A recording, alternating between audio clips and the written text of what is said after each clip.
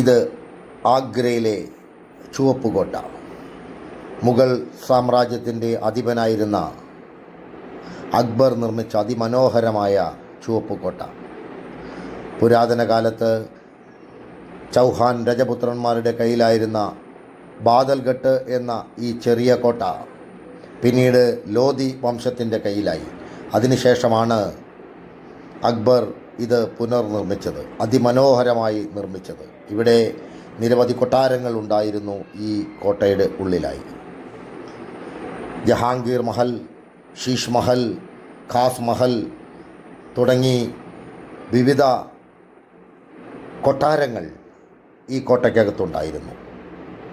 ഖാസ് മഹൽ ഷാജഹാൻ വെണ്ണക്കല്ലിൽ നിർമ്മിച്ച കോട്ടയായിരുന്നു. ഇവിടെ നിന്നുകൊണ്ടാണ് ഷാജഹാൻ താജ്മഹൽ ദർശിച്ചു കൊണ്ടിരുന്നത്. പിന്നീട് മുഗൾ സാമ്രാജ്യത്തിൻ്റെ തലസ്ഥാനം ദില്ലിയിലേക്ക് മാറ്റിയപ്പോൾ ഡൽഹിയിലും ഇത്തരത്തിൽ അതിമനോഹരമായ ഒരു ചുവപ്പുകോട്ട നമുക്ക് കാണാൻ കഴിയും. ഇപ്പോൾ ആർക്കിയോളജി ഡിപ്പാർട്ട്മെൻറ്റിൻ്റെ കയ്യിലാണ് ഈ കോട്ട ഉള്ളത്. അത് കൃത്യമായി സംരക്ഷിച്ചു പോരുകയാണ്.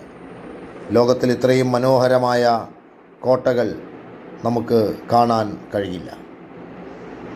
മുഗളന്മാർക്ക് ശേഷവും മറാഠകളും അതുപോലെ തന്നെ ബ്രിട്ടീഷുകാരും ജാട്ടുകളും ഒക്കെ ഈ കോട്ട കൈയടക്കിയിരുന്നു.